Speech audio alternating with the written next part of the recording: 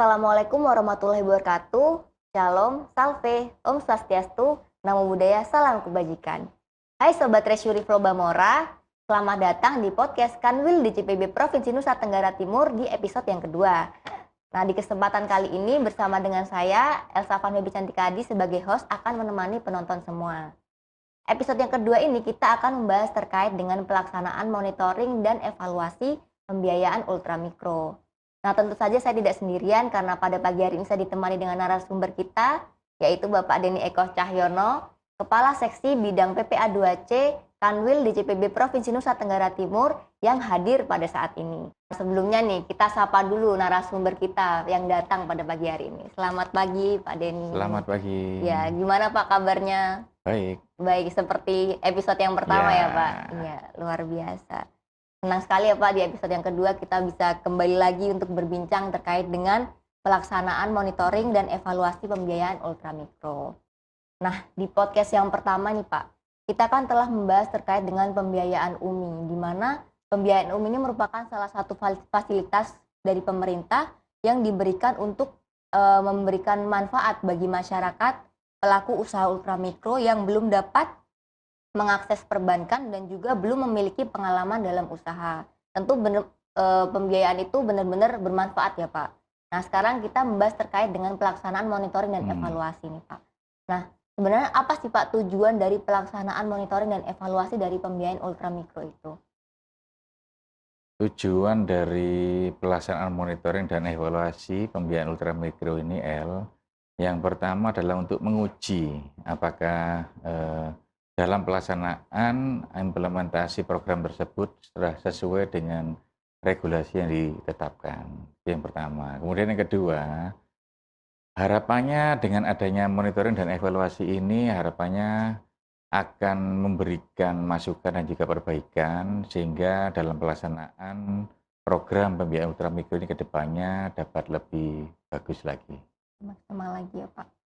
Nah, untuk hal-hal yang menjadi objek dari pelaksanaan monitoring dan evaluasi dari pembiayaan ultramikro ini seperti apa Pak? Dan juga siapa saja yang melakukan hal tersebut? Dalam pelaksanaan monitoring dan evaluasi ini ada beberapa objek yang menjadi objek monitoring dan evaluasi. Namun secara garis besar dapat kita kelompokkan menjadi dua. Jadi yang pertama terkait dengan pelaksanaan monitoring dan evaluasi mengenai kecocokan data penyalur. Kemudian yang kedua terkait dengan nilai keekonomian debitur. Ini dilaksanakan oleh Direktorat Jenderal Perbendaharaan. Dalam hal ini dilaksanakan oleh KPPN selaku instansi vertikal Kementerian Keuangan Direktorat Jenderal Perbendaharaan.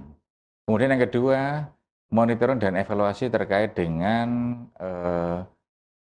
penyaluran UMI itu sendiri yang berhubungan dengan keberadaan lembaga penyalur, kemudian terkait dengan pendampingan dan juga yang terkait dengan penjaminan yang dilakukan oleh para lembaga penyalur. Ini dilakukan oleh BLU PIP yang melaksanakan monitoring dan evaluasi. Nah, di episode sebelumnya nih Pak, kita kan membahas terkait program pembiayaan UMI ini sudah dilakukan sejak tahun 2017 ya Pak? 2017 ya. Sekarang kan udah menginjak 2022 nih, kenapa baru timbul nih Pak terkait dengan monitoring evaluasi dan pembiayaan UMI? Sebenarnya untuk monitoring dan evaluasi ini telah dilaksanakan sejak tahun 2018 sebenarnya.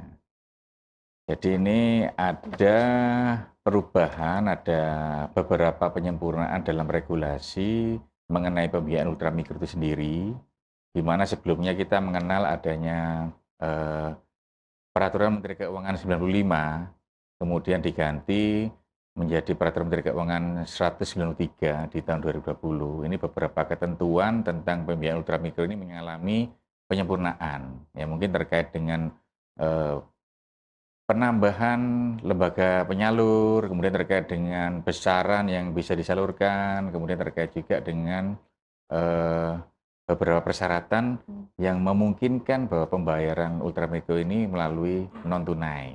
Jadi di sini ada beberapa perubahan penyempurnaan regulasi sehingga dalam pelaksanaan monetnya pun harus dilakukan perubahan. Jadi Yang sebelumnya untuk pelaksanaan Monef-nya ini menggunakan Perdirjen 25 tahun 2018. Untuk yang kali ini ada penyempurnaan melalui Perdirjen 6 tahun 2022. Jadi sebenarnya monitoring evaluasi ini sudah ada sejak tahun Sudah 2018 ya, Pak? dilaksanakan sejak 2018. Nah, bisa nih Pak dijelaskan pokok-pokok perbedaan atau hal-hal baru dari pelaksanaan monitoring evaluasi dalam ketentuan yang baru ini, Pak? Pada prinsipnya tidak berbeda jauh antara monitoring evaluasi menggunakan Per 25 dengan Per 6 ini. Ada tiga indikator utama yang digunakan. Jadi yang pertama mungkin kita mengenal adanya pencocokan data penyaluran. Ini sebenarnya sudah sama, sudah dilaksanakan juga di ketentuan dalam Perdirjen 25. Ini sudah ada dan ini pun diatur, hanya ada beberapa perubahan indikator penilaian. Kemudian yang kedua terkait dengan nilai keekonomian debitur, survei nilai keekonomian debitur. Ini pun juga sudah diatur dalam periode Monef sebelumnya. Nah, nanti mungkin ada beberapa ketentuan baru yang diatur di sini. Dan yang ketiga, ini hal yang baru. Di sini kita akan mengenal adanya survei responden pembanding. Ya, ini mungkin tidak dikenal dalam pelaksanaan Monef sebelumnya. Ini merupakan ketentuan baru sehingga ada ketentuan mengenai indikator survei responden pembanding dalam Perdirjen 6 2022 ini. Tadi ada 3 ya, Pak. Ya. Mungkin penonton masih kurang memahami terkait dengan istilah-istilah pencocokkan data, survei nilai keekonomian debitur, dan juga responding pembanding. Mungkin bisa dijelaskan secara lebih detail lagi, Pak, terkait jenis-jenis tersebut. Ya, mungkin ini bagi para penonton, pemirsa sekalian yang baru atau asing mendengar istilah ini, mungkin dapat saya ceritakan sedikit. Jadi terkait dengan pencocokan data penyaluran, ini sebenarnya sudah saya sampaikan tadi, ini tidak berbeda jauh dengan yang sebelumnya. Jadi di sini pada prinsipnya adalah untuk menilai apakah penyaluran dilaksanakan oleh lembaga penyalur, dalam hal ini data dokumen yang ada pada lembaga penyalur, ini sudah sesuai dengan yang tertera dalam SIKP. Nah, ini untuk menilai. Jadi di sini ada beberapa indikator, ada 6 indikator yang dinilai. Yang pertama terkait dengan NIK-nya. Jangan sampai NIK yang tertera dalam SIKP ternyata berbeda dengan NIK yang tertera dalam dokumen penyalur. Yang pertama NIK, kemudian yang kedua nama, kemudian tanggal akadnya kapan, kemudian besarnya pinjamannya berapa, kemudian terkait dengan agunannya, dan juga masa pinjamnya, periode pembiayaannya. Itu yang akan dicocokkan oleh teman-teman di KPPN antara data yang disampaikan oleh lembaga penyalur dengan data yang ada pada SIKP UMI. Itu yang pertama. Kemudian yang kedua terkait dengan survei nilai keekonomian debitur. Ini juga sama yang lalu, yang periode sebelumnya.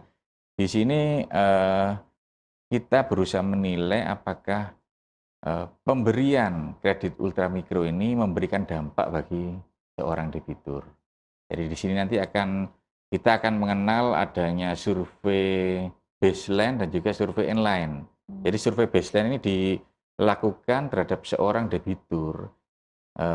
Dia maksimal 3 bulan menerima pembiayaan, itu akan disurvei. Bagaimana, ada beberapa daftar pertanyaan, dan kemudian nanti dilanjutkan setahun berikutnya dia akan melaksanakan, akan kita ikutkan sebagai responden survei inline. Jadi tujuannya ini akan melihat dampak dari pembiayaan ultramikro ini apakah memberi dampak yang positif kepada seorang debitur tersebut. Yang terakhir terkait dengan survei responden pembanding, ya ini baru yang saya sampaikan di awal juga tadi. Ini berbeda dengan survei Monef sebelumnya. Tujuan dari adanya survei responden pembanding ini karena berdasarkan kajian dilaksanakan oleh kantor pusat bahwa ternyata survei keekonomian debitur berdasarkan survei baseline dan inline kurang mencerminkan kondisi debitur secara umum, karena masih ada beberapa faktor di luar yang mungkin mempengaruhi seorang debitur ini akan berdampak positif atau berdampak negatif. Untuk itu maka dalam monitoring dan evaluasi dalam ketentuan Per 6 ini ada ketentuan baru yang mengatur tentang survei responden pembanding. Jadi siapa yang menjadi responden pembanding? Di sini responden pembanding kita akan menggunakan responden di luar dari debitur UMI. Jadi persyaratannya selama 12 bulan dia tidak atau mengakses kredit program. Jadi dia tidak menerima pembiayaan UMI ataupun juga tidak menerima pembiayaan KUR. Itu yang menjadi syarat sebagai responden pembanding. Dan juga yang pasti dia merupakan pelaku usaha ultramikro juga yang tidak memperoleh pembiayaan tadi. Ini menjadi responden survei pembanding.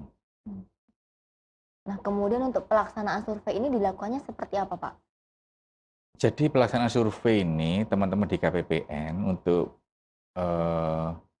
pelaksanaan surveinya ini teman-teman di KPPN bisa langsung mengakses ke sikp.umi.kemenkeu.go.id. Jadi di website tersebut ini akan memperlihatkan seluruh responden yang ada. Nah, hingga kemudian ini secara random, secara acak akan memilih siapa yang akan menjadi responden survei. Untuk pertanyaannya, ini pun juga sudah ada dalam aplikasi tersebut. Nah, nanti ini pertanyaannya akan disampaikan oleh teman-teman KPPN, bisa by phone, melalui telepon, dan juga bisa secara langsung mendatangi ke debitur tersebut. Jadi secara umum, pelaksanaan survei ini sudah didukung oleh aplikasi L. Jadi mempermudah juga ya, Pak? Mempermudah ya, juga. Oke. Nah, sejauh ini Pak, untuk periodisasi pelaksanaan MONEF itu seperti apa? Dan juga pelaporannya apakah dilakukan secara triwulanan atau bulanan atau tahunan atau seperti apa, Pak? Untuk pelaksanaan monitoring dan evaluasi berdasarkan ketentuan yang diatur dalam Per 6 ini tidak berbeda jauh dengan ketentuan dalam Per 25, di mana pelaksanaan survei pencocokan data penyalur ini dilaksanakan setiap triwulan. Jadi teman-teman di KPPN ada ketentuan norma waktu bahwa mereka nanti dalam satu triwulan itu akan melaksanakan pencocokan data penyaluran. Jadi mereka nanti setelah secara random sistem akan memberikan daftar responden, teman-teman KPPN sesegera mungkin untuk memintakan dokumen-dokumennya kepada seluruh penyalur yang menjadi responden tersebut. Ini dilaksanakan secara triwulanan. Kemudian untuk yang survei nilai keekonomian debitur, survei baseline dan survei endline tadi, itu akan dilaksanakan periodisasinya secara semesteran. Nah, ini menjadi catatan bahwa seorang debitur UMI yang menjadi responden survei baseline, setahun berikutnya dia akan menjadi responden survei endline. Jadi akan melihat dampaknya setelah dia memperoleh pembiayaan UMI ini, secara dampaknya mereka akan dinilai lagi sehingga nanti menjadi responden survei endline. Dan ini periodisasinya semesteran. Dan ya kemudian untuk pelaporannya teman-teman di KPPN hasil dari survei ini akan dituangkan dalam sebuah bentuk laporan, namanya laporan analisis pembiayaan ultramikro. Dan ini periodisasinya semesteran juga. Oh, jadi laporannya dilakukan secara semesteran? Secara semesteran, ya. Nah, terakhir nih Pak, mungkin untuk penonton nih Pak, apa yang ingin Bapak sampaikan terkait dengan pelaksanaan MONEF agar menghasilkan laporan yang akurat seperti itu, Pak?